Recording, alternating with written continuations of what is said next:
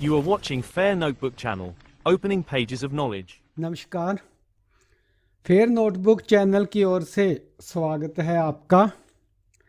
आज की हमारी वीडियो का विषय भौगोलिक क्षेत्र कैसे पावन होते हैं। भारत प्राचीन काल से ही पावन स्थानों और तीर्थों की भूमि रहा है। यहाँ नदियों, पर्वत, वन और वृक्ष केवल प्राकृतिक तत्व नहीं बल्कि लोगों की आस्था, संस्कृति और जीवन शैली से गहराई से जुड़े हुए हैं। इस पाठ में हम जानेंगे कि कुछ स्थानों को पावन क्यों माना जाता है और ये लोगों के सामाजिक, सांस्कृतिक और आर्थिक जीवन से कैसे प्रभावित होते हैं। इस वीडियो में आप इस पाठ का सारांश, इसके अंतर्गत जो गतिविधियां दी गई हैं उनके उत्तर और इसके अलावा जो प्रश्न दिए गए हैं उनके उत्तर भी देखेंगे। इस वीडियो को देखने के बाद आप जान पाएंगे कि पावनता क्या है, भूमि कैसे पावन हो जाती है, पावन स्थल और तीर्थ स्थल का अंतर संबंध किस प्रकार मानव जीवन और संस्कृति से जुड़ जाता है, पावन भूगोल ने भारतीय उपमहाद्वीप के सांस्कृतिक एकीकरण में किस प्रकार भूमिका निभाई है। आइए शुरू करते हैं आज का अध्याय, पावनता का अर्थ और उसका महत्व।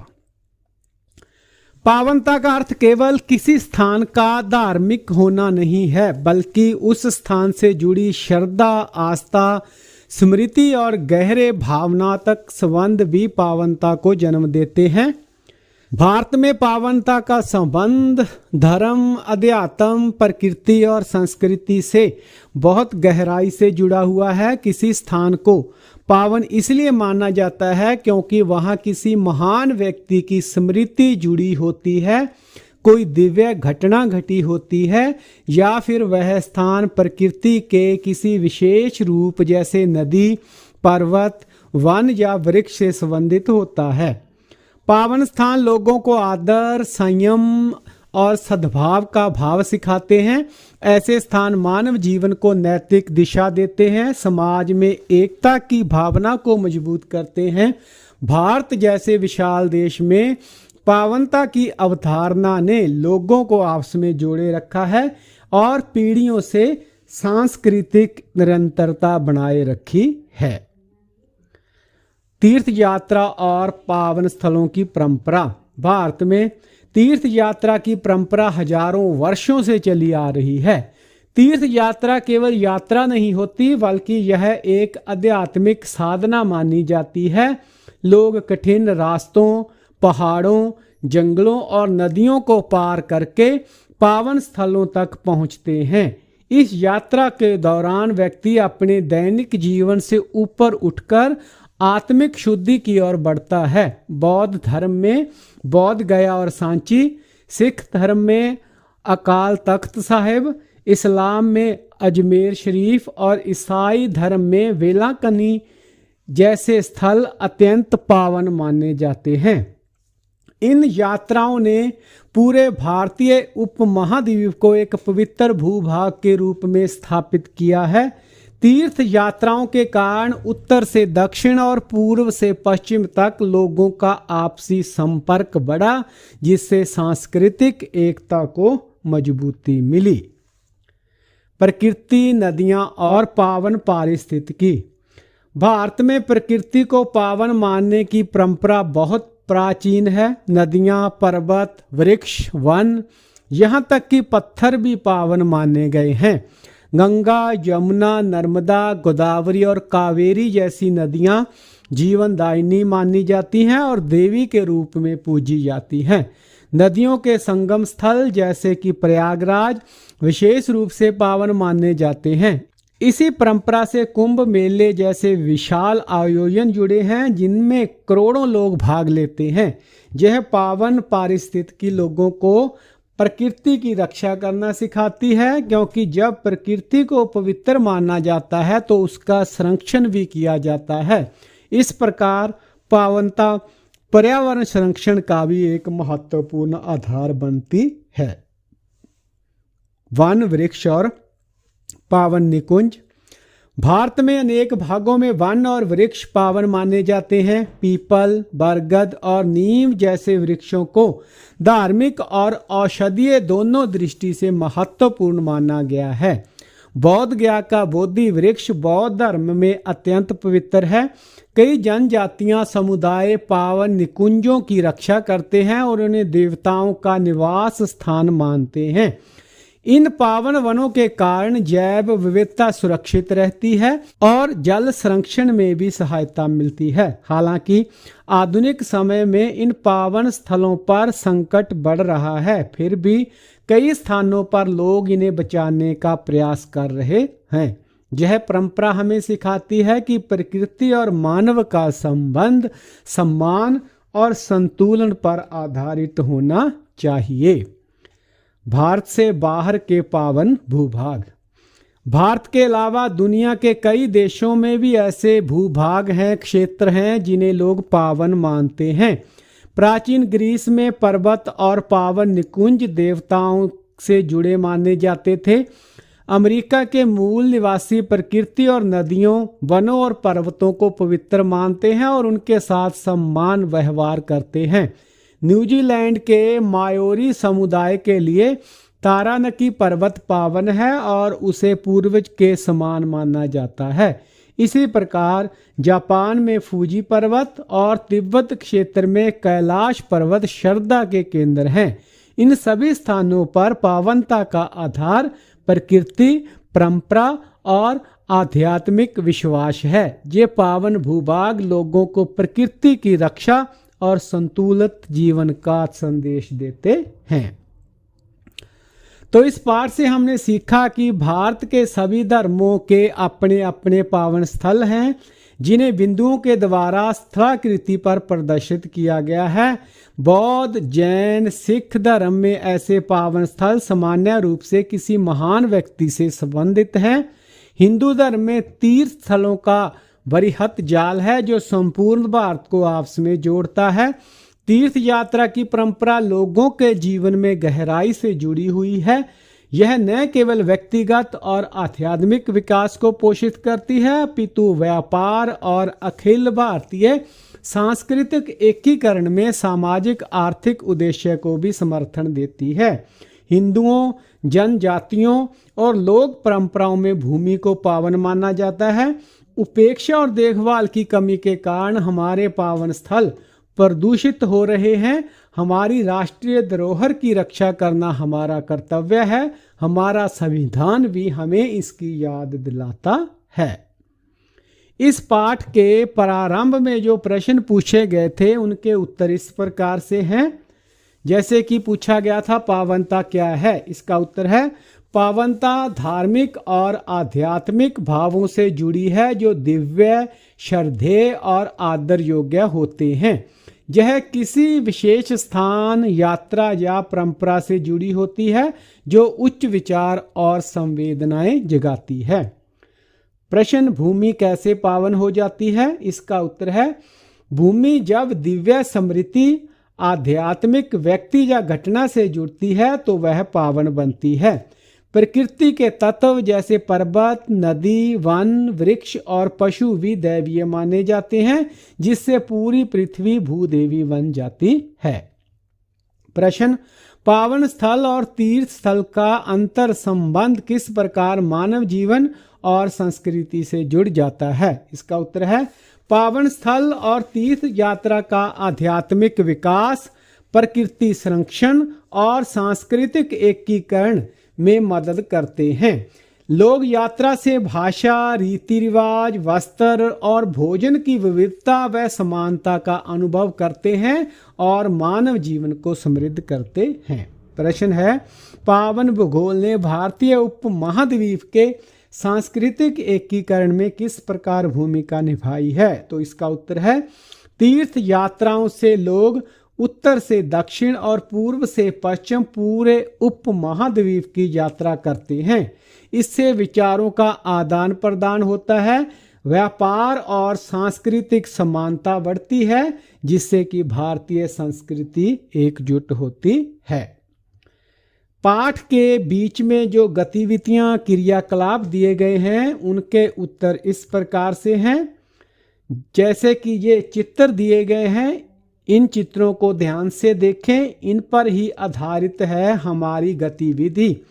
पृष्ठ संख्या 168 पर पूछा गया है, क्या आप इनमें से किसी चित्र से परिचित हैं? क्या आप अपने आसपास इस तरह के किसी स्थान का नाम बता सकते हैं? तो आप सभी ने बहुत सारे धार्मिक स्थल देखे होंगे, इसीलिए आप उत्तर लिख सकते हैं, हाँ मुझे इन चित्रों में से कुछ का पता है। ऊपर वाला मंदिर वाला चित्र देखकर मुझे हिमालय के मंदिर याद आते हैं, जैसे कि केदारनाथ या बद्रीनाथ। बीच में दिए पानी में तैरते हुए सुंदर लग रहे हैं, ये गंगा नदी की आरती जैसे लगते हैं। और सफेद स्तूप वाला चित्र बौद्ध मंदिर जैसा है।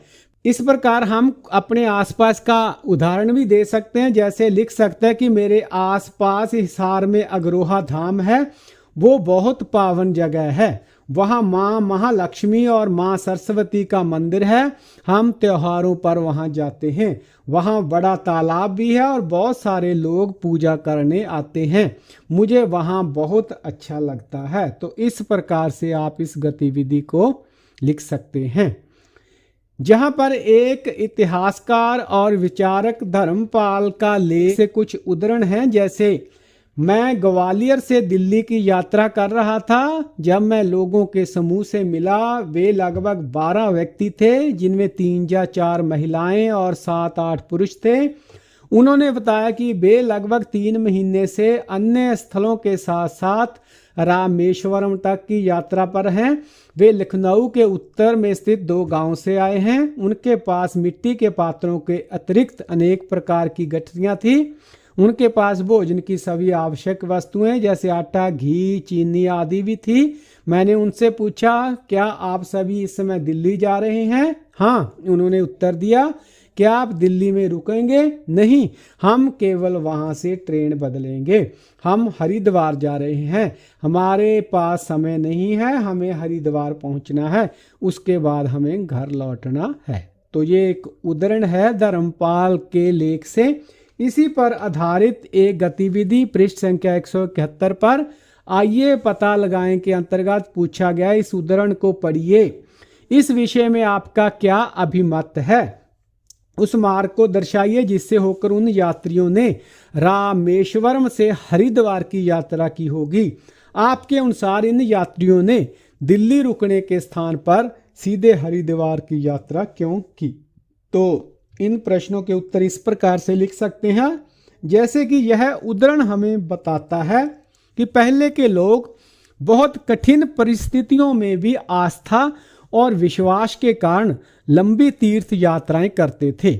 उनके पास साधन कम थे, फिर भी वह धैर्य, अनुशासन और आपसी सहयोग से यात्रा पूरी करते थे।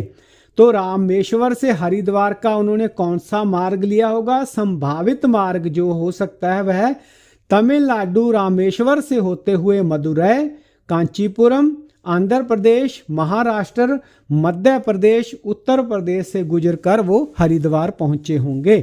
यह यात्रा उत्तर दक्षिण दिशा में पूरे भारत से होकर जाती थी। दिल्ली में न रुककर सीधे हरिद्वार जाने का कारण जो इस उदाहरण से स्पष्ट होता है, उनका उद्देश्य तीर्थ यात्रा पूरा करना था और उनके पास समय सीमित था। वे केवल ट्रेन बदलने के लिए दिल्ली गए और शीघ्र हरिद्वार पहुंचकर स्नान और वो पूजा करना चाहते थे। तो इसी उदाहरण पर आधारित अगला जो क्रियाकलाप है, प्राचीन काल में जब लोग तमिलनाडु के मदुरै से उत्तर प्रदेश के वाराणसी की यात्रा करते थे तो उनका संपर्क किन किन भाषाओं से होता होगा? उन स्थानों में वे लोगों से कैसे वार्तालाप करते होंगे? वे कहाँ ठहरते होंगे? वे किस प्रकार का भोजन करते होंगे? तो इसका संभावित उत्तर हो सकता है कि मदुरै से वाराणसी यात्रा में उनका संपर्क तमिल, तेलुगु, कन्नड़, मराठी, हिंदी और वहाँ की स्थानीय बोलियों से होता होगा। तो वो लोगों से वार्तालाप कैसे करते होंगे? वे सरल शब्दों, इशारों, सामान्य हिंदी और आपसी समझ से बातचीत करते होंगे। धर्म और तीर्थ की भावना उन्हें जोड़ती होगी। वे कहाँ ठहरते होंगे? यात्री ज़्यादातर धर्मशालाओं, मंदिरों, सरायों और खुले स्थानों पर रुकते होंगे। वे किस प्रकार का भोजन करते होंगे? तो वे अपने साथ लाया हुआ साधारण भोजन जैसे आटा, घी, चावल या स्थानीय स्थानों से मिलने वाला सादा शाकाहारी भोजन ही करते होंगे। तो इस प्रकार संभावित उत्तर हम लिख सकते हैं। इसके बाद जो 173 पृष्ठ पर पूछा गया है, 4 धामों की स्थिति का पता लगाएं। आपके अनुसार जब लोगों ने भारत के दक्षिण और उत्तर और पूर्व पश्चिम की यात्रा की तब उनके लिए इन धामों का क्या कोई विशेष महत्व था? तो 4 धामों की जो स्थिति है, बद्रीनाथ उत्तराखंड में उत्तरी भारत, रामेश्वरम तमिलनाडु में दक्षिणी भारत, द्वारका गुजरात पश्चिमी भारत और पुरी उड़ीसा पूर्वी भारत। इन धामों का विशेष महत्व। जब लोगों ने भारत की उत्तर, दक्षिण और पूर्व पश्चिम की यात्रा की तो इन 4 धामों ने पूरे देश को धार्मिक और सांस्कृतिक रूप से जोड़ने का कार्य किया। इनकी यात्रा से लोगों में एकता, आस्था और भारत को एक देश के रूप में जानने की भावना विकसित हुई। इसके बाद यह चित्र जो पाठ्य पुस्तक में भी है और आप इसे स्क्रीन पर भी देख रहे हैं, इसी से संबंधित अगली गतिविधि है। यहाँ पर पूछा गया है कि क्या आप दिए गए मानचित्र में कुछ पारंपरिक तीर्थों की पहचान कर सकते हैं? आप जो है पुस्तक के अंत में दिए गए राजनीतिक मानचित्र की सहायता ले सकते हैं, वहां से स्थानों के नाम जान सकते हैं। इसके अलावा यहाँ पर एक संकेत सूची भी दी गई है। तो इस संकेत सूची और जो राजनीतिक मानचित्र है उसकी सहायता से हम कई पारंपरिक तीर्थों की पहचान कर सकते हैं, जैसे कि 4 धाम। मानचित्र में भारत के चारों दिशाओं में स्थित 4 प्रमुख धाम दिखाई दे रहे हैं। इनके लिए आसमानी नीला रंग प्रयोग किया गया है। उत्तर में बद्रीनाथ, पश्चिम में द्वारका, पूर्व में जगन्नाथपुरी और दक्षिण में रामेश्वरम। शक्तिपीठ जो लाल त्रिकोण से दिखाई गई हैं उनके नाम है पूर्वोत्तर में कामाख्या असम में, उत्तर में ज्वाला जी हिमाचल प्रदेश और वैष्णो देवी जम्मू कश्मीर, पश्चिमी बंगाल में काली घाट कोलकाता। इसी प्रकार से जो ज्योतिर्लिंग नीले त्रिकोण में है, जो भगवान शिव से संबंधित स्थान है, केदारनाथ उत्तराखंड, काशी विश्वनाथ वाराणसी उत्तर प्रदेश, सोमनाथ गुजरात, महाकालेश्वर उज्जैन मध्य प्रदेश। जो कुंभ मेले नारंगी त्रिकोण से दर्शाए गए स्थान हैं उनमें प्रयागराज, इलाहाबाद, हरिद्वार, नासिक और उज्जैन। अन्य धर्मों के पावन स्थल जैसे सिख धर्म से जो कि पीले गोले से दर्शाए गए हैं, अमृतसर जो गोल्डन टेम्पल श्री हरिमंदिर साहिब है वह, पटना साहिब, हजूर साहिब, नंदेड़ जो कि महाराष्ट्र में है, करतारपुर साहिब भारत और पाकिस्तान के बॉर्डर पर स्थित है। इन्हें पीले रंग से, पीले सर्कल से दर्शाया गया है। बौद्ध धर्म गुलाबी वर्ग से जो बौद्ध गया और सारनाथ के स्थान हम पहचान सकते हैं। जैन धर्म से संबंधित जो कि जामुनी वर्ग में है उनमें समेत शिखर झारखंड में, पावापुरी बिहार, दिलवाड़ा राजस्थान, माउंट आबू में स्थित है जो, और रणकपुर यह भी राजस्थान में है। तो ये तीर्थ स्थल भारत के उत्तर, दक्षिण, पूर्व, पश्चिम सभी भागों में फैले हुए हैं और आपस में तीर्थ यात्रा मार्गों से जुड़े हुए दिखाई देते हैं। आइए विचार करें। एक गतिविधि है चित्र 8.8 से संबंधित। आपके विचार में किस प्रकार ये पावन स्थल लोगों के आर्थिक जीवन और गतिविधियों से जुड़े हुए हैं? जो मानस मानचित्र माइंड मैप के माध्यम से इन संबंधों का पता लगाएं। जैसे कि यहाँ पर संकेत भी दिया गया, चित्र 8.7 और 8.8 इस विषय में कुछ जानकारियां देते हैं। तो इन पावन स्थलों में लोगों का आर्थिक जीवन व गतिविधियां जो जुड़ी होती हैं, यहाँ पर तीर्थ यात्री आते हैं और धार्मिक आयोजन और मेले लगते हैं। जहां पर आर्थिक गतिविधियां होती हैं, जैसे दुकानदार पूजा सामग्री, फूल, प्रसाद आदि बेचते हैं। नाविक लोगों को नदियां पार कराते हैं। होटल, धर्मशालाएं और भोजनालय यह भी लोगों को रोजगार देते हैं। गाइड व पंडा या पुरोहित भी जो है यहाँ पर अपनी आर्थिक गतिविधियां चलाते हैं। रोजगार के अवसर मिलते हैं लोगों को, स्थानीय लोगों को काम मिलता है। हस्तशिल्प व स्मृति चिन्ह की बिक्री होती है। परिवहन जैसे रिक्शा, नाव, बस आदि में लोग आते जाते हैं। क्षेत्र का विकास होता है। सड़क, घाट, बाजार बनते हैं। शहर कस्बे का विस्तार होता है और पर्यटन बढ़ता है। तो कह सकते हैं कि पावन स्थल लोगों की आजीविका, व्यापार और स्थानीय विकास से सीधे जुड़े होते हैं और पूरे क्षेत्र की अर्थव्यवस्था को मजबूत करते हैं। आइए विचार करें। पेज संख्या 179 पर पूछा गया है, पीपल के वृक्ष के अनेक भागों का औषधीय प्रयोग होता है और यह अनेक प्रकार के पशु पक्षियों के भोजन को आश्रय भी प्रदान करता है। तो आप पीपल के वृक्ष के बारे में क्या सोचते हैं? पीपल का वृक्ष बहुत उपयोगी होता है। अगर औषधीय रूप से देखें, इसकी पत्तियां त्वचा रोगों में और इसकी छाल उदर यानी पेट के रोगों के उपचार में प्रयोग होती है। भोजन का स्रोत है। इसके फल और पत्तियां अनेक पक्षियों, गिलहरियों और अन्य पशुओं का भोजन बनती हैं। आश्रय प्रदान करता है। घना और बड़ा होने के कारण यह पक्षियों को घोंसला बनाने की जगह देता है। यह अधिक ऑक्सीजन देता है और हवा को शुद्ध रखता है, जिससे जीव जंतुओं को लाभ होता है। इस प्रकार पीपल का वृक्ष मानव, पशु और पर्यावरण तीनों के लिए अत्यंत उपयोगी है। इसके बाद पृष्ठ संख्या 180 पर तालिका में भारत की क्षेत्रीय भाषाओं में पावन निकुंजों के लिए प्रयुक्त नाम दिए गए हैं। क्या आप इसमें कुछ नाम जोड़ सकते हैं? तो आपको भी अपने आसपास जो पावन निकुंज हैं उनको क्या कहते हैं वो लिख लेना है। जैसे यहाँ पर दिया गया, मलयालम में काबू, तमिल में कोविल कादू, कन्नड़ में देवरे कादू, मराठी में देवराई, खासी मेघालय में खलाव केनतांग, हिंदी में देववन, झारखंड में सरना, छत्तीसगढ़ देवगुड़ी, राजस्थान में ओरण इन्हें कहते हैं। तो स्थानीय भाषा में आप भी अपने अनुसार लिख सकते हैं। जैसे कि मणिपुर में उमंग लाए, इसी प्रकार उड़ीसा में जहेरा या फिर ठाकुरम्मा और हरियाणा में बीड़ जा बनी आदि। आइए विचार करें। पृष्ठ संख्या 182 पर पूछा गया है, उन स्थानों और प्राणियों के चित्रों को सावधानी पूर्वक देखिए जिन्हें पावन माना जाता है। उत्तर में जमुना, पूर्व में महानदी, दक्षिण में कावेरी, ये सभी नदियां पावन हैं। फिर भी ये इतनी प्रदूषित कैसे हो गई? क्या आपके आसपास ऐसे पावन स्थल हैं जो मानवीय गतिविधियों के कारण इसी तरह प्रदूषित और क्षीण हो गए हैं?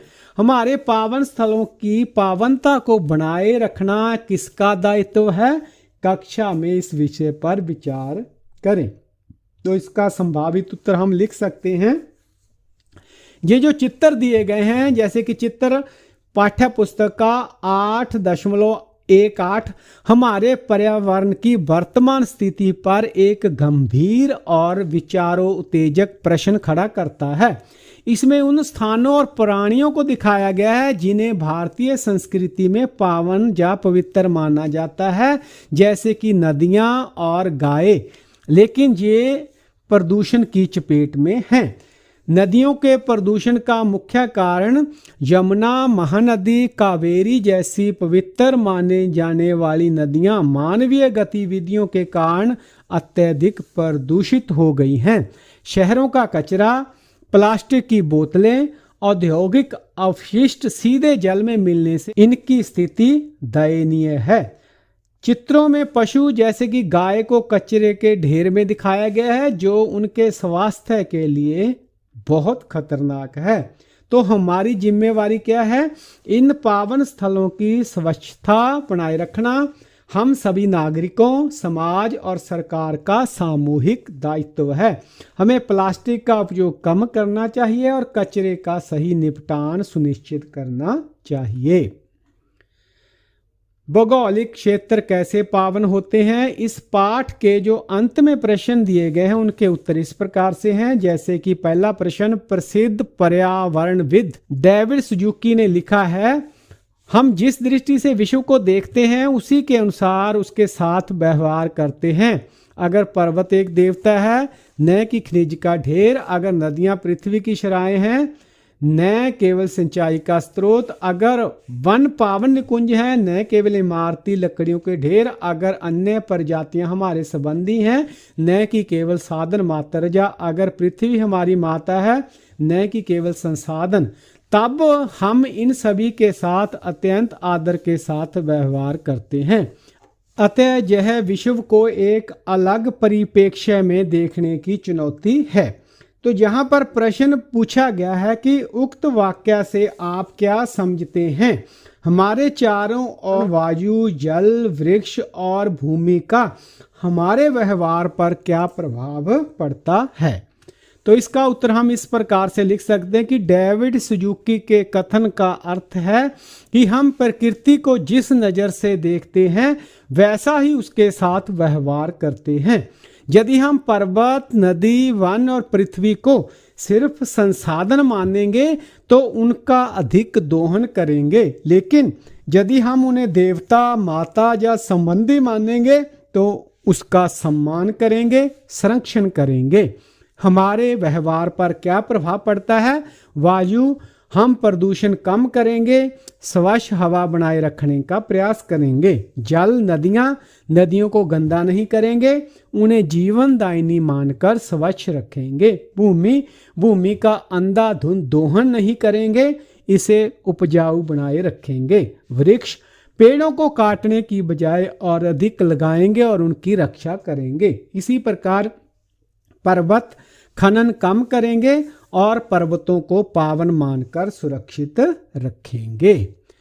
दूसरा प्रश्न है, अपने क्षेत्र के पावन स्थलों की सूची बनाएं, पता लगाएं कि ये स्थल पावन क्यों हैं, क्या इनसे कोई कहानियां भी जुड़ी हुई हैं। इस विषय पर 150 शब्दों में एक संक्षिप्त लेख लिखें। इसके लिए आप अपने पारिवारिक मेंबरों, समुदाय के सदस्यों से भी चर्चा कर सकते हैं। तो इसको अपनी समझ के अनुसार अपने जो आसपास कोई स्थानीय पावन स्थल है उसके ऊपर आपने ये लेख लिखना है। लिखना कैसे है उसका उदाहरण हम दे रहे हैं कि मेरे क्षेत्र में कई पावन स्थल हैं, जैसे मंदिर है, गुरुद्वारा है, तालाब है और पीपल का वृक्ष।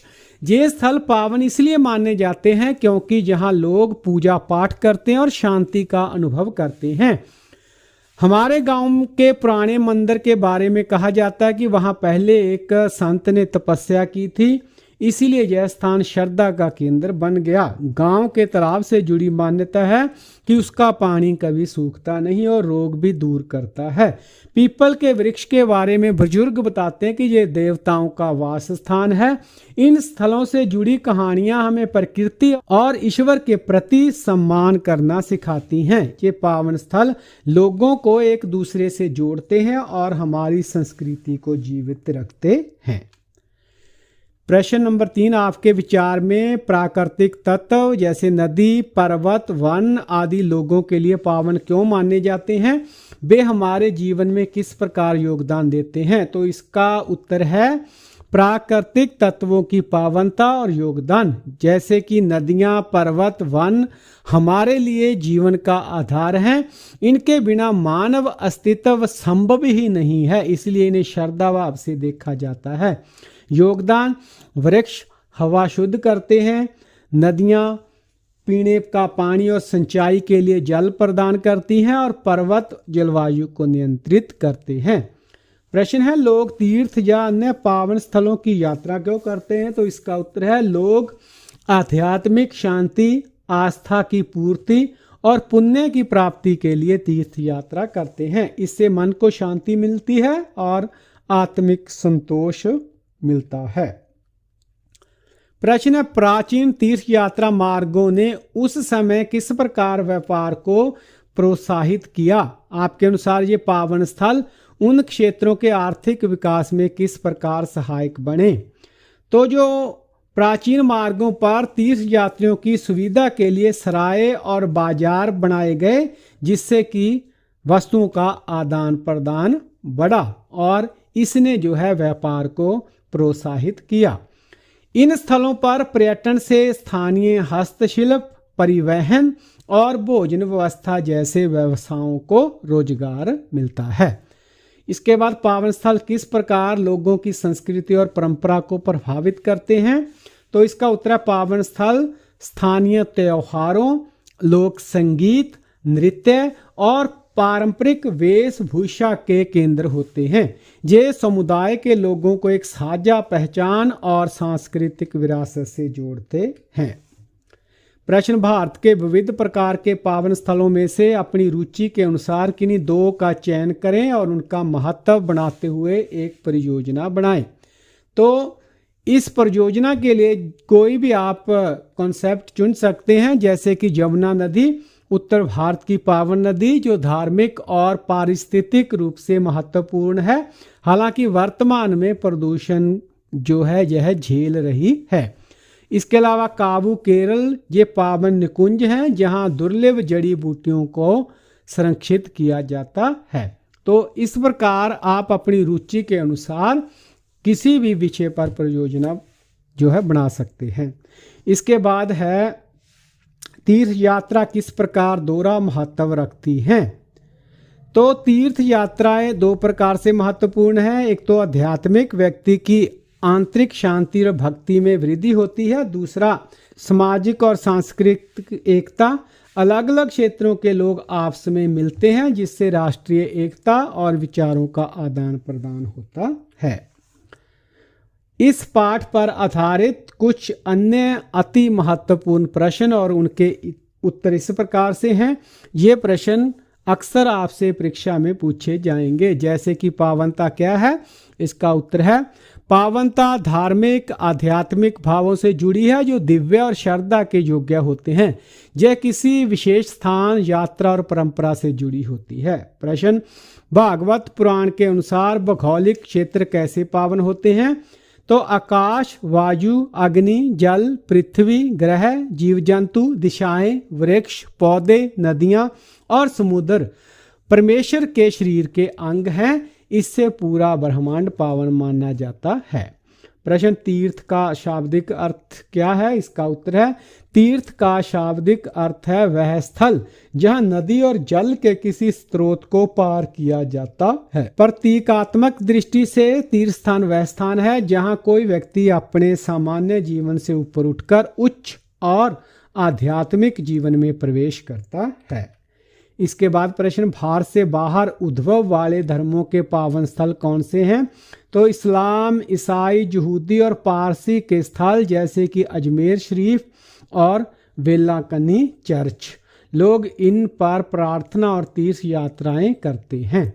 प्रश्न है, बौद्ध धर्म के पावन स्थल कौन से हैं? तो सांची का स्तूप और बोध गया का महाबोधि स्तूप जहां बुद्ध के अवशेष और निर्वाण से जुड़े हुए स्थान हैं। लाखों यात्री प्रतिवर्ष यहां आते हैं। प्रश्न, सिख धर्म में तख्त का क्या महत्व है? इसका उत्तर है, सिख धर्म में तख्त अध्यात्म का आधिकारिक केंद्र है। तख्त श्री पटना साहिब, अकाल तख्त स्वर्ण मंदिर अमृतसर में है जो, और तख्त श्री केशगढ़ साहब प्रमुख तख्त हैं। प्रश्न, सिख श्रद्धालुओं के लिए पावन स्थलों का क्या महत्व है? इसका उत्तर है, सिख श्रद्धालुओं की इच्छा रहती है कि जीवन में कम से कम एक बार वह इन पावन स्थलों की यात्रा करें। ये स्थल सिख धर्म के महान गुरुओं से संबंधित हैं, इसलिए इनका विशेष महत्व है। प्रश्न, गुरु नानक देव जी ने किन किन स्थानों की यात्रा की? तो गुरु नानक देव जी ने हरिद्वार, प्रयाग, मथुरा, वाराणसी, अयोध्या, पुरी की यात्रा की। उन्होंने मुसलमानों के पावन स्थलों की यात्रा भी की थी। गुरु नानक देव जी ने चारों दिशाओं की यात्रा की थी। पूर्व में वह असम तक, दक्षिण में श्रीलंका तक, पश्चिम में मक्का मदीना और उत्तर में ताशकंद रूस तक की उन्होंने यात्राएं की थी। प्रश्न है जैन धर्म में तीर्थंकर किसे कहते हैं? तो इसका उत्तर है जैन धर्म में तीर्थंकर का शाब्दिक अर्थ है वह जो तीर्थ का निर्माण करता है, अर्थात जो साधारण जीवन से ऊपर उठकर उच्चतर जीवन की ओर मार्गदर्शन करता है। जैन परंपरा में तीर्थंकर सर्वोच्च धर्मों उपदेशक होते हैं। प्रश्न जवाहरलाल नेहरू ने तीर्थ यात्राओं के बारे में क्या कहा? उन्होंने कहा तीर्थ यात्राएं उत्तर से दक्षिण तक लोगों को आकर्षित करती हैं, यह एक देश और संस्कृति की भावना को बढ़ाती हैं। प्रश्न है सबरीमाला मंदिर की तीर्थ यात्रा का महत्व क्या है? तो सबरीमाला मंदिर जो है वो अयप्पा देवता से जुड़ा हुआ है, जहाँ की यात्रा पहाड़ी है और कठिन यात्रा मानी जाती है। प्रतिवर्ष 1 करोड़ श्रद्धालु यहाँ आते हैं और उनके लिए यह यात्रा एक तरह से आध्यात्मिक चुनौती भी होती है। पंढरपुर वारी क्या है? इसका उत्तर है पंढरपुर वारी महाराष्ट्र में 800 वर्ष पुरानी परंपरा है, जिसमें वारी का तात्पर्य वार्षिक तीर्थ यात्रा से है। तीर्थ यात्री विशाल समूह में 21 दिनों तक पंढरपुर के प्रसिद्ध विठोबा मंदिर की यात्रा करते हैं। प्रश्न है डोगरिया खोड़ जनजाति के लिए कौन सी पहाड़ी पावन है? तो इसका उत्तर है डोगरिया खोड़ जनजाति के लिए झारखंड की नियमगिरी पर्वत श्रृंखला में स्थित नियम डोगर पहाड़ी पावन है। उनकी मान्यता है कि यह पहाड़ी सर्वोच्च देवता नियम राजा का निवास स्थान है और वृक्ष काटना जहां प्रतिबंधित है। प्रश्न शक्तिपीठ क्या है और ये कितने हैं? 51 शक्तिपीठ संपूर्ण भारत में वर्तमान बांग्लादेश और पाकिस्तान सहित फैले हुए हैं। ये वे स्थल हैं जहां माता सती के शरीर के अंग गिरे थे। प्रश्न कुंभ मेला कहां कहां आयोजित होता है? कुंभ मेला 4 स्थानों हरिद्वार, प्रयागराज, नासिक और उज्जैन में आयोजित होता है। प्रयागराज में प्रत्येक 6 वर्षों में कुंभ मेले का आयोजन होता है, जो 3 नदियों गंगा, जमुना और अदृश्य सरस्वती के संगम पर स्थित है। इसके बाद प्रश्न कुंभ मेले से जुड़ी कथा क्या है? तो कुंभ मेला अमृत मंथन के आख्यान से जुड़ा है, जिसमें देवता और असुर समुद्र मंथन करके अमृत प्राप्त करना चाहते थे। श्री विष्णु ने मोहिनी का रूप धारण किया और अमृत कलश ले लिया और अमृत की कुछ बूंदें हरिद्वार, प्रयागराज, नासिक और उज्जैन में गिर गई, तो यहीं पर कुंभ मेले का आयोजन किया जाता है। प्रश्न कुछ प्रसिद्ध पर्वतीय तीर्थ स्थलों के नाम बताएं। तो वैष्णो देवी मंदिर कटरा, बालाजी, तिरुमाला पहाड़ी, कैलाश पर्वत, तिरुवन्नमलाई तमिलनाडु में कुछ प्रसिद्ध पर्वतीय तीर्थ स्थल हैं। इन स्थलों तक अब सड़कों और परिवहन के अन्य साधनों से पहुंचा जा सकता है। पावन निकुंज क्या है? तो इसका उत्तर है भारत के कई ग्रामीण और जनजातीय समुदायों ने हानिकारक गतिविधियों से वनों की रक्षा के लिए उन्हें देवताओं का निवास स्थान माना। ऐसे विशिष्ट वनों को अंग्रेजी भाषा में ग्रोव्स या पावन निकुंज कहते हैं। प्रश्न बौद्ध गया के बोधि वृक्ष का क्या महत्व है? इसका उत्तर है बौद्ध गया के महाबोधि मंदिर में स्थित वृक्ष को मूल वृक्ष का वंशज बताया जाता है। बौद्ध परंपरा के अनुसार इसी के नीचे महात्मा बुद्ध ने ज्ञान प्राप्त किया था, इसलिए वृक्ष का नाम बोधि वृक्ष और स्थान का नाम बौद्ध गया पड़ गया। तो यह थी वीडियो, विषय था भौगोलिक क्षेत्र कैसे पावन होते हैं। उम्मीद है वीडियो आपको अच्छी लगी होगी, ज्ञानवर्धक लगी होगी। कृपया इसे लाइक जरूर करें और शेयर करें। चैनल फेयर नोटबुक को सब्सक्राइब करें ताकि आने वाले वीडियोस और उनके नोटिफिकेशन आपको मिलते रहें। वीडियो देखने के लिए आपका बहुत बहुत धन्यवाद।